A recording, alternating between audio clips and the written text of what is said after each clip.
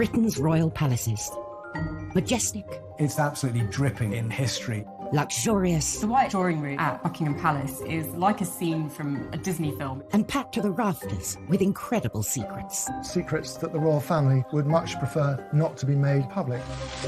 From royal courtships to royal births to royal marriages and scandals, the palaces have played host to all of that.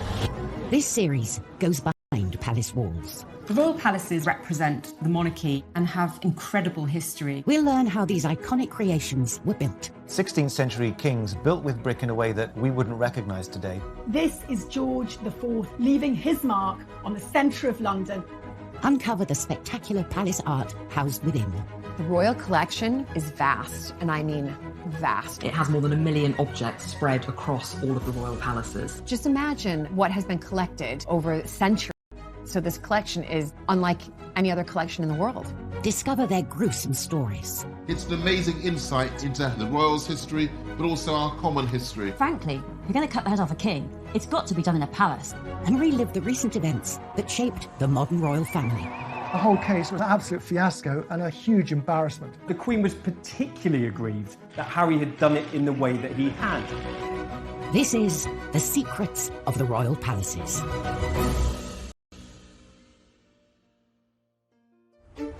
This time, royal security under the spotlight as the Queen gets locked out of her own palace. Nelson's Gate wouldn't open, and the Queen was actually kind of locked out of her own house. One of our most loved royals is revealed to the world at Balmoral. The impact of these pictures was massive. They went around the world. We explore the blueprints for the most famous royal palace in the world. Every one of those rooms is a glitzy show-off piece. And discover it has unwanted house guests. Buckingham Palace has definitely got a rat problem. And we reveal the secrets of one of its historic royal coaches. The coach isn't just a way of getting the Queen from A to B, it's a time capsule of British history across the ages. Royal palaces are found in every corner of the UK, from Balmoral and Holyrood in Scotland to Windsor and Kensington Palace in England. There's no doubt that the royal residences are unrivaled, I think, around the world. You know, you have centuries of tradition, priceless artefacts, really important pieces of British heritage on display, and I think we're very lucky to have them.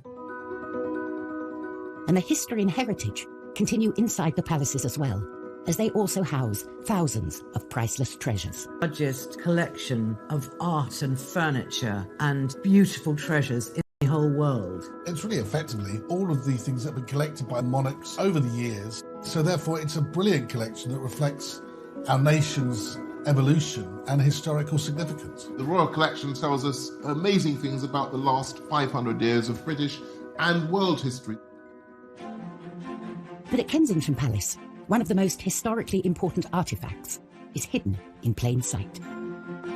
The weather vane sits on top of Kensington Palace. Built in 1605, the palace is one of the country's most popular visitor attractions, with over 500,000 people a year walking through these gilded gates. I think most people who come to Kensington Palace are hoping to spot a royal. Sitting on the roof, this weather vane is one of the palace's most incredible secrets, a beautiful golden object nestled between the royal chimney pots. When you approach Kensington Palace, if you look up on the rooftops, you might just make out the glitter of a weather vane, but there is more than meets the eye to this thing. In 1689, the new monarch, William III, and his wife Mary, picked Kensington Palace as their home. These were turbulent times. Crucial battles were being won and lost on the high seas. Everyone was looking for an advantage, and this unassuming weather vane would become William's secret weapon.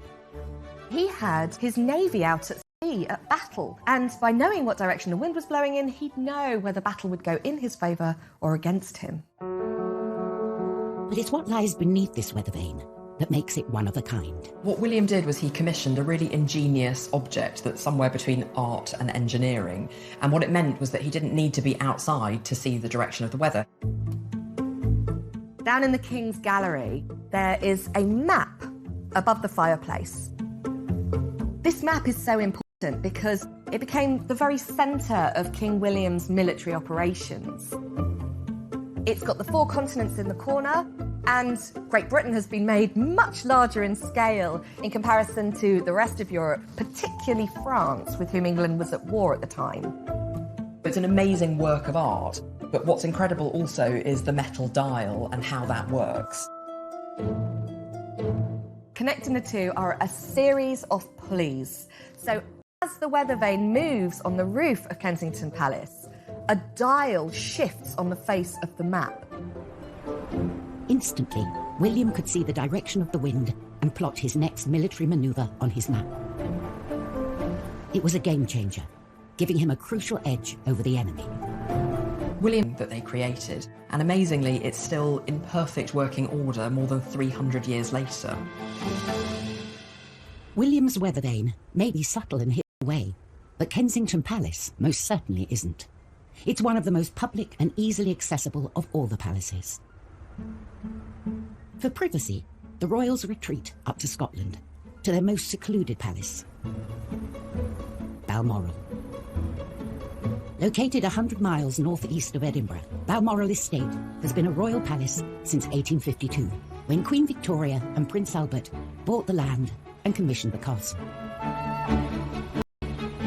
Balmoral is where the royals go on holiday, but it's not like the kind of holiday the rest of us have. They are woken to bagpipes in the morning. They are piped into dinner in the evening. They dress up for dinner in formal clothes. It's quite a rigid life, but between those markers during the day, there is enormous freedom. It's the one palace they can almost guarantee privacy, which is probably why so many royal relationships have blossomed there. The Duke and Duchess of Cambridge spent time there when Kate was first being introduced to the family. But probably the most famous Balmoral romance happened in 1980.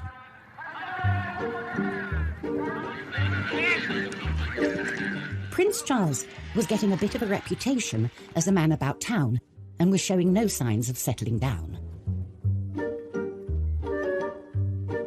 The first duty of the Prince of Wales was to find a wife, produce heirs to the throne, because that is their number one priority, securing the line of succession. After a series of failed relationships, pressure was mounting from within his family for him to find a suitable match. He was over 30. He had had a string of girlfriends. His father felt that it really was important that he needed to settle down, stop being a playboy, stop playing the field, and find a wife. And the press was also getting restless, going into a feeding frenzy whenever Charles was seen out with a lady. There was a lot of speculation, poor fellow, whenever he was seen with anybody, is she the one? He did feel pressure, there's no question, from the press, from the media, and indeed from his own family. Then, in September 1980, Prince Charles asked the Queen to invite his latest girlfriend, one Diana Spencer, to Balmoral for the weekend. A positive sign that this relationship was important to him. But for any potential wife or husband, there is a secret tradition that takes place at this royal palace. The Balmoral test, a pretty terrifying moment for any would-be royal girlfriend. You're really given the... Stay in one of the royal residences. I mean, there's a lot of pressure to try and get it right. And other girlfriends of Prince Charles had fallen down. Would Diana pass the Balmoral test? This was a make-or-break moment for the budding relationship. The Queen thought this girl is completely charming and she seems to love everything about the outdoors, which of course she didn't at all. But she was really putting on a good show. Diana was a huge hit at Balmoral that summer. She fitted in with everything that the royals do up there. She went for long walks, she fell in puddles of mud and got up and roared with laughter. Everybody fell for her that weekend. They have lots of outdoor barbecues where Prince Philip usually prepares and cooks the food. The Queen often does the washing up. And Diana was very happy to help. She rolled up her sleeves, by all accounts. She absolutely nailed it. Coming up in Secrets of the Royal Palaces, we learn how Diana was always one step ahead of the palace paparazzi. When I moved to either side to try and photograph her, she used the mirror to keep a tree between me and her. Very clever. And we discover how the Queen Mother dealt with unwanted house guests. She got the gun and she used to shoot them in the ruins of this part of Buckingham Palace.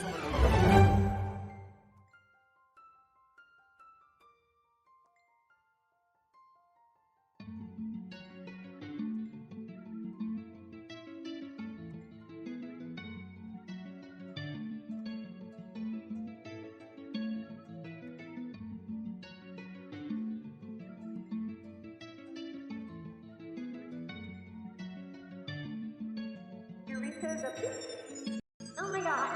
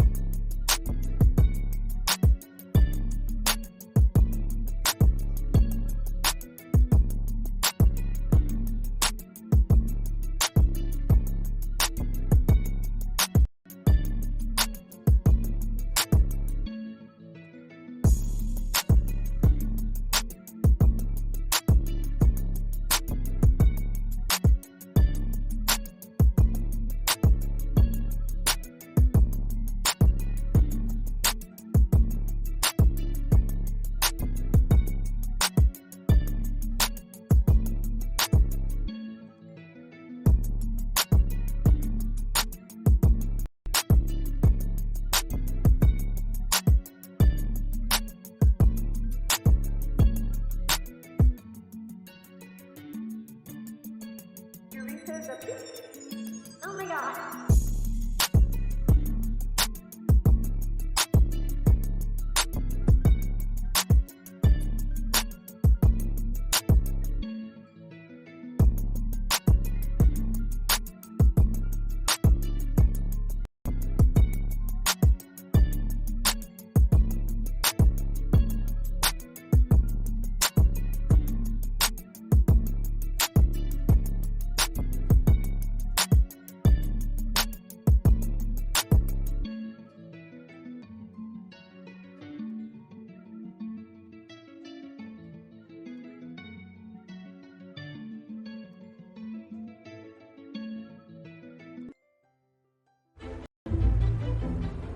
The royal palaces come in all shapes and sizes.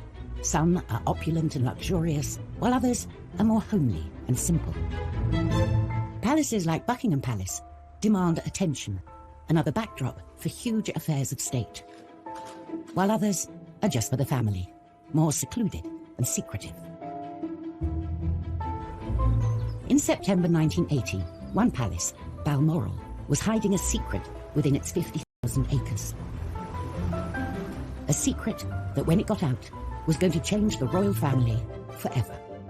The royal family have an annual holiday at Balmoral. It is one of the high spots of their year, and they are very private there. The press normally leave them alone for quite a lot of the time when they're at Balmoral.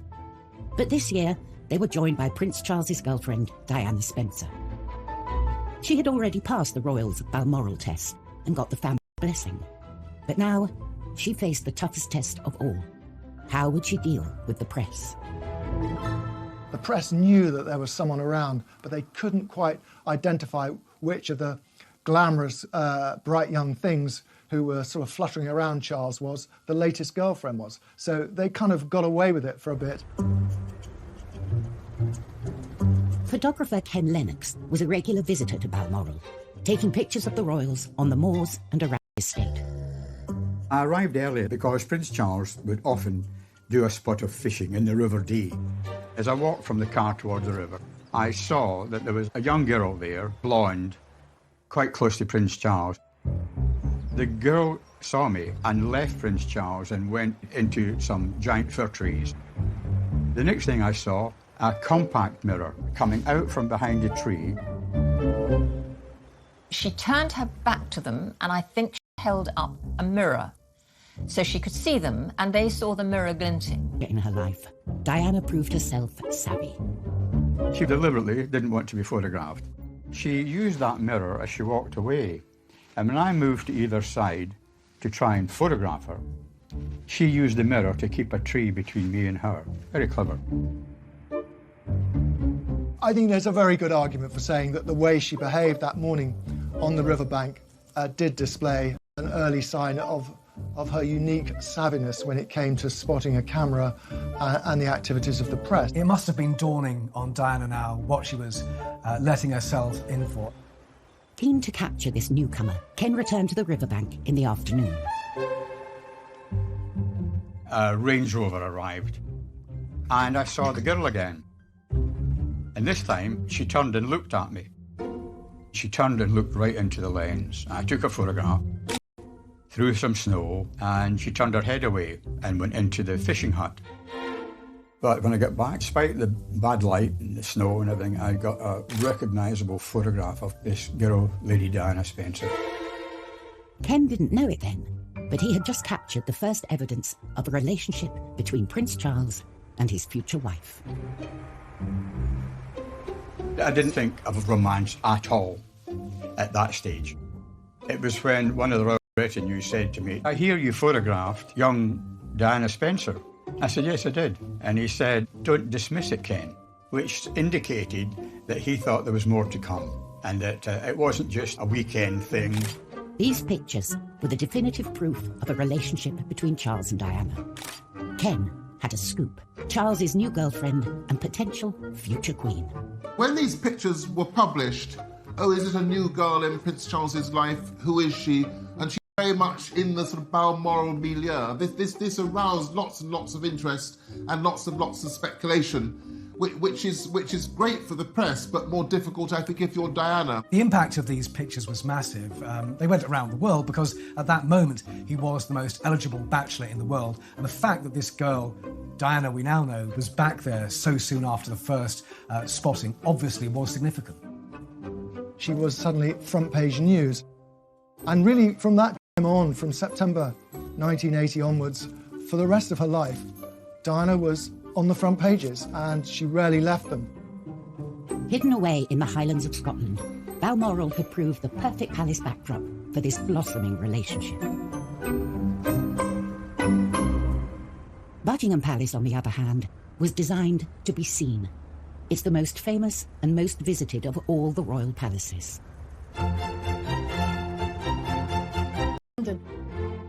It's pomp and circumstance, it's royalty, it's queen, it's the most iconic palace in the entire world. Buckingham Palace is Monarchy HQ. It is the headquarters of the firm, the British royal family. Buckingham Palace was the brainchild of one man, King George IV. George IV was a very self-indulgent king. He loved the pomp and pageantry, and he wanted a palace that was fit for a monarchy that had growing world significance. When George IV came to the throne in 1820, Royal HQ was St. James's Palace. In his eyes, it was old-fashioned and cramped. So he set his sights on a royal building 2 miles down the road, Buckingham House. George felt it was a building he could transform into a palace worthy of someone of his status. This was transformative. It was entirely new. He wanted to recast Buckingham House into a building on a European scale. And there was only one architect who could execute George's grand ambitions to build the ultimate palace: John Nash. He'd already built some of the most spectacular buildings Britain had ever seen, including the Theatre Royal Haymarket and Brighton's Royal Pavilion. George IV, the showman, always wanted to show off, and Nash was the man to do it for him. Nash had turned the middle of London into a theatrical promenade. He was ingenious. Nash set about transforming Buckingham House into George's vision of a royal palace, doubling the main block in size and massively enlarging the rest. This is George IV leaving his mark on the centre of London. But only part of Nash's exterior remains today, and it is only seen by a privileged few. For those lucky few invited to a garden party, say, there is an opportunity to see the rear elevations. Yellowy sandstone sloping down to lawns, and beyond them gardens a lake. It's a neo-French classical style, and it's now, of course, hidden from public gaze. However, the back of the palace was relatively dull in comparison with George and Nash's plan for the front. The pièce de résistance was Marble Arch. The arch was built in front of the palace as its grand entrance. A marble from Italy. Every time the monarch swept through there, it would be with an imperial grandeur. But unfortunately, George never did get to sweep through the arch. He died in 1830, aged 67, before his grand palace was completed. The first monarch to move in was Queen Victoria in 1837, but she felt the palace wasn't big enough and started a major expansion project. She added an east wing. She basically needed more room for the kids. And the first casualty of her build was George's Marble Arch. This arch was basically in the way. It needed to be moved for her to extend the palace. Marble Arch was painstakingly moved, stone by stone, to its current location at the end of Oxford Street. Marble Arch used to be the entrance to Buckingham Palace. Now it's sort of in a busy roundabout. It must have been something of a heartbreaker of a job to dismantle something and then rebuild it for no purpose. As what? A folly, an eye-catcher? It just sits there. It was a monument that no one really wanted. But for all Buckingham Palace's pomp and grandeur, it's been hiding a secret for centuries. A secret it would very much like to get rid of. Rats. Buckingham Palace has definitely got a rat problem. When Queen Victoria moved to Buckingham Palace, Queen, she was shocked by how many rats there were. The rats treated Buckingham Palace like their own personal playground, and when Victoria moved in, she tried to put a stop to it, and really it ended up being a bit of a battle. It got so bad that Victoria had to appoint her own rat catcher. And this was Jack Black, whose title was VR, Rat and Mole Catcher to Her Majesty. And he really was the rat whisperer. I think that Victoria really hoped that he would exterminate the rats for good, but I'm afraid he didn't. The rats continued to plague Buckingham Palace throughout the reigns of all the monarchs. And in World War II, the Queen Mother used to use the rats as target practice. So she had a gun and she was practicing for what to do in case Hitler invaded and she was kidnapped. So she was using these rats for target practice. She got the gun and she used to shoot them in the ruins of this crumbled part of Buckingham Palace. So the rats have always been a problem throughout all of Buckingham Palace. As recently as 2019, exterminators were called in because rats were seen tearing through the royal kitchens. I honestly think that the best place to be in London if you're a rat is Buckingham Palace. There's lots of food, there's lots of hidden places, there's lots of holes because it's such an old house. So rats have a good time in Buckingham Palace and they historically always lurking under the floorboards. Still to come on Secrets of the Royal Palaces, Nash and George's grand front gate has gone, but the palace's dazzling staterooms more than compensate. The White Drawing Room is exquisite, and that's so deliberate. It's all about reinforcing the mystery of monarchy. And a royal hellraiser wreaks havoc at St. James's. Suddenly his court became one of extravagance, of hedonism, and certainly of women.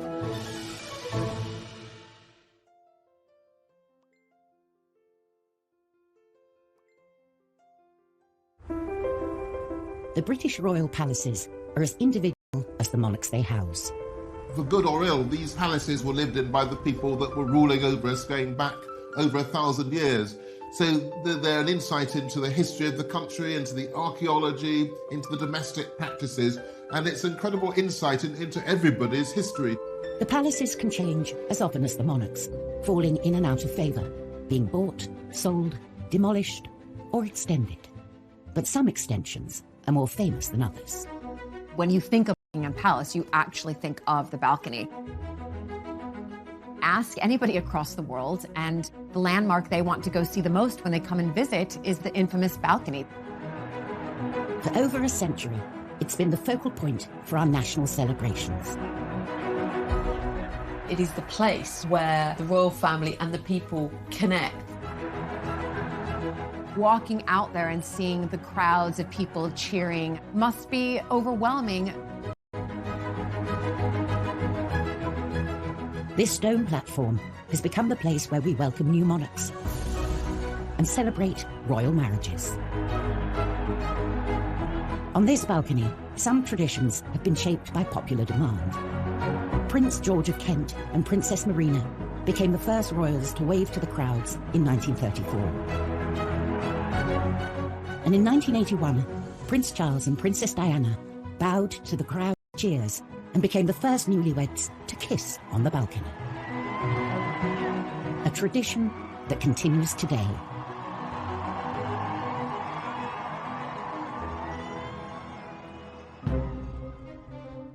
The balcony we know today was born out of an ambitious plan to overhaul London's ceremonial centre in the early 20th century. Architect Aston Webb not only gave the palace a new front of Portland stone, but also widened the mall and created Admiralty Arch. I think if George IV had seen Buckingham Palace today, he'd say, "That's what I was talking about." It starts with a version of Marble Arch.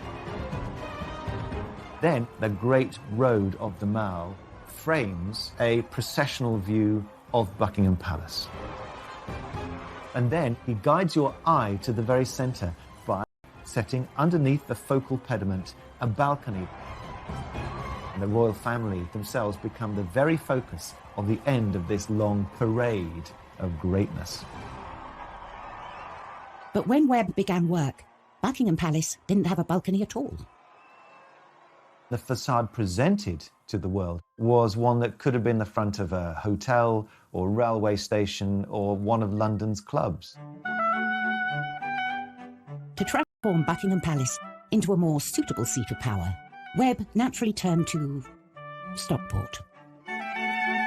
If you were to take the main part of Lyme Park in Cheshire and just glue it on, you wouldn't be far off what you're looking at today. George V oversaw Webb's work. He made sure that the palace's balcony was front and centre, so that it could be used on occasions when the king and other members of the royal family wished to show themselves to the people.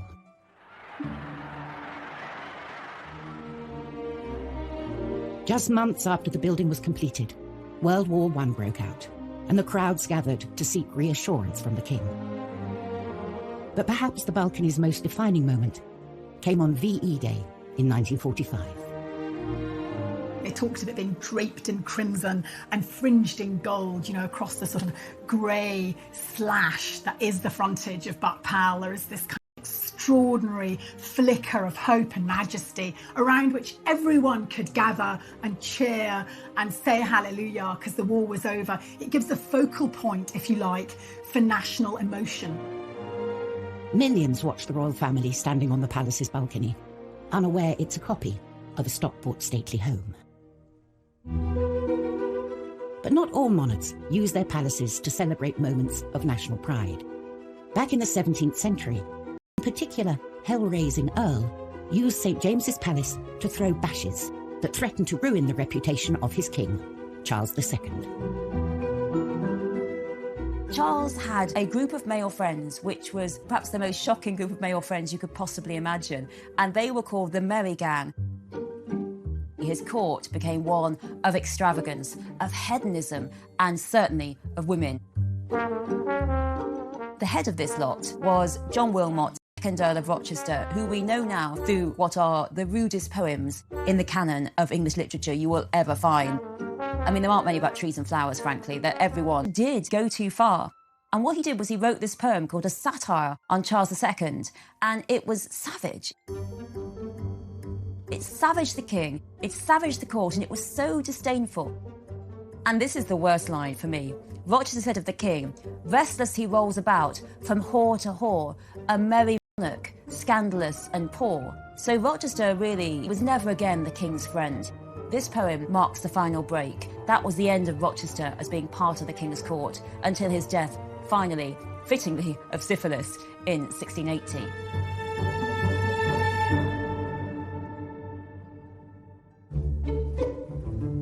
When royal palaces aren't being temples to debauchery.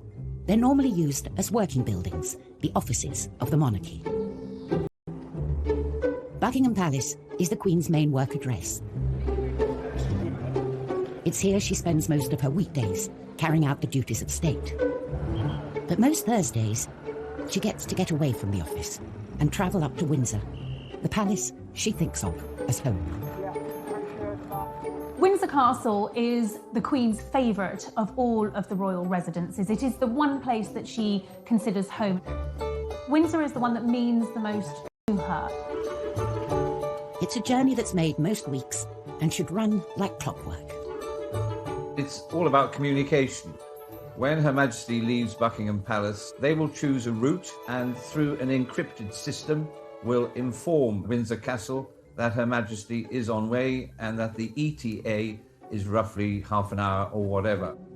But on the 5th of March, the Queen turned up at one of the palace's many side entrances, ready to start her weekend, only to find the gates of the castle firmly shut. The convoy arrived at Nelson's Gate in Windsor. It wouldn't open. And the Queen was actually kind of locked out of her own house. Normally with royalty, it's rather like the door at number 10, it opens as you arrive. Similarly with royalty arriving at a palace, the gates open and then the gates shut after she's gone in. But just didn't seem to happen this particular day, which is astonishing, really. Clearly, communication went wrong with whoever was charged with opening that door. The Queen, who values punctuality, can be seen looking very fed up in the back of her car with one of her dogs for company.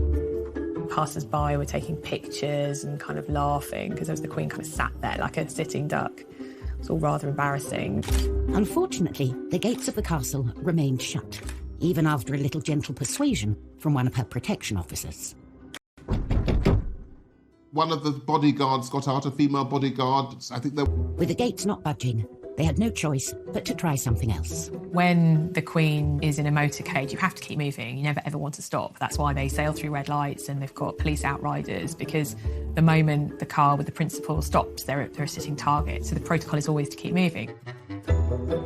I would imagine temperatures went up somewhat, but you are trained to look at plan B and plan C if necessary. The cops had to do a U-turn. The cars had to do like a kind of circuit of Windsor while they alerted staff to get the gate open. Thankfully, after a quick trip around the block, her security team managed to contact the castle and inform them they had a rather annoyed monarch waiting to get into her own house. Whether they were embarrassed, I don't know. Whether they were angry, possibly. The Queen always says, famously, get it right. I don't imagine the Queen would have personally given them a rocket, but perhaps the message would have come down that one was not amused.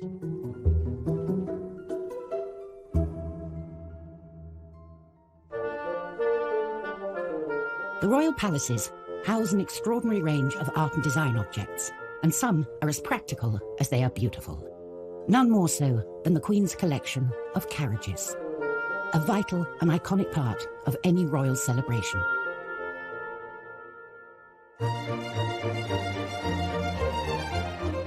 These carriages are usually reserved for big occasions, coronations, state visits, royal weddings, or the opening of Parliament. The royals have to use these carriages because it's tradition.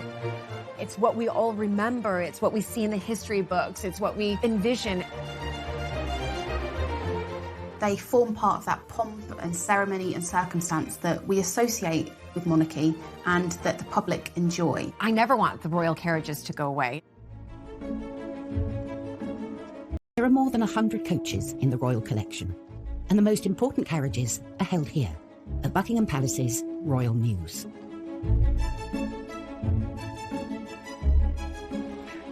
The newest coach on the Mews is the Diamond Jubilee State Coach, which made its first appearance in 2014 as the Queen set out from the palace for the state opening of Parliament. The Jubilee coach looks really like a kind of classic fairy tale coach. Black and gold. It's got all the symbols of monarchy. It's more than 5 metres long, it's 3 metres high, and it needs 6 horses to get it going.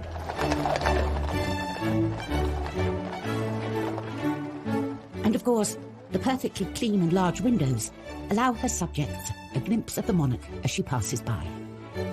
We can see them much better. If they were in a car, it's faster. There's not as many sort of... And due to a secret 360-degree camera hidden in the golden crown on the top of the coach, the Queen gets to peek out at her subjects as they peek in. Coming up on Secrets of the Royal Palaces, we reveal the secrets hidden inside the Queen's most luxurious carriage. You can see immediately that something special is going on. And in our final tour of Buckingham Palace, we take you into the heart of the incredible staterooms, dripping with gold, and a hidden passageway. The White Drawing Room at Buckingham Palace is like a scene from a Disney film in many ways.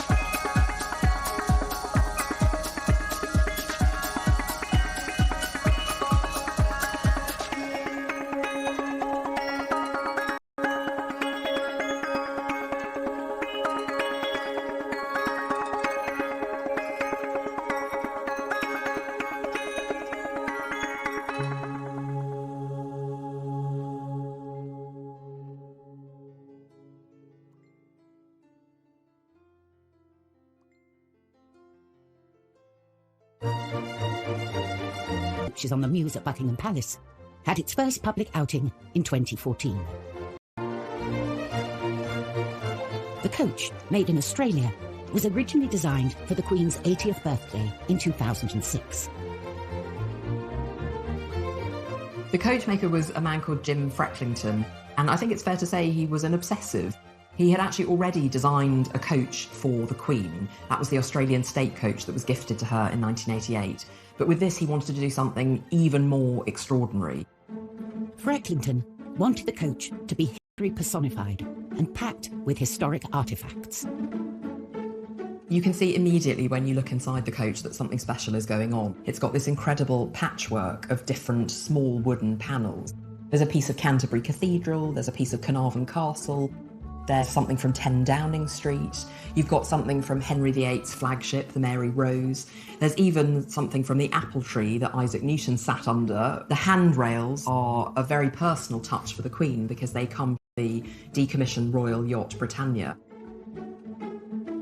The coach isn't just a way of getting the Queen from A to B. It's a museum on wheels. It's a time capsule of British history across the ages. All in all, it took nearly a decade and the combined efforts of 50 craftsmen to complete the coach and ship it to the UK, missing the Queen's 80th birthday by 8 years. But the final result is truly extraordinary. Ultimately, it wasn't just made to be this wonderful plaything. It's actually a serious working piece of equipment. So it's very much a working work of art. And with its elegant combination of glamour, history, and modern convenience, it's a coach well worthy of its place in Buckingham Palace's Royal Mews. From the vast expanse of Royal Mall to the imposing 20th century facade of Buckingham Palace, it's all about showing off.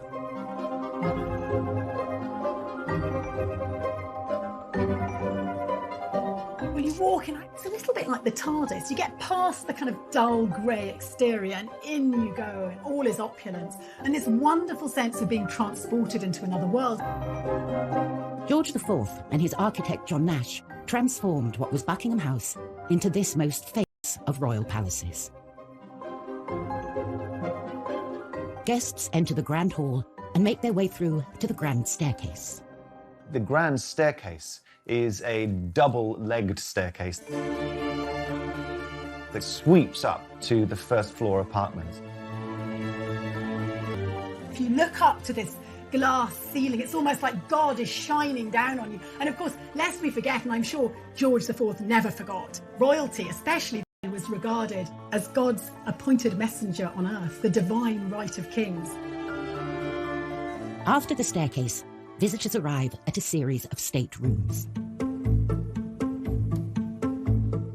The sequence of rooms by design in a royal palace are intended to get grander and grander as you get closer and closer to the heart of the monarchy and the private apartments of the monarch.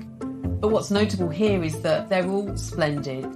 The state rooms contain many great treasures from the royal collection, including the greatest painting and sculptures through the ages, and some of the best English and French furniture in the world.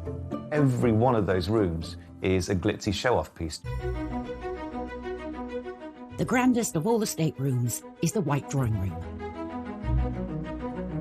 The White Drawing Room is exquisite, and that's so deliberate. It's all about reinforcing the mystery of monarchy. The grandest of the staterooms, adorned with French and English finest porcelain and furniture. The White Drawing Room at Buckingham Palace is like a scene from a Disney film in many ways. You have these incredible high ceilings, everything decorated in gold, gold piano, enormous chandeliers. You know, it's what you'd imagine the Queen's Palace to look like. This room holds a palace secret. If you look very carefully, there are two mirrors, and one of them is just a chink ajar. And if you ask very nicely, someone might show you that it actually opens slightly. And that is the way that the Queen accesses her private apartments. The Queen enters from her royal closet, and out she pops, there to be presented among the chosen few. So really, Nash did us proud, or rather, did her proud. With no expense spared, Buckingham Palace has been wowing kings, queens, presidents, and the public for hundreds of years. It's the quintessential palace in the heart of London.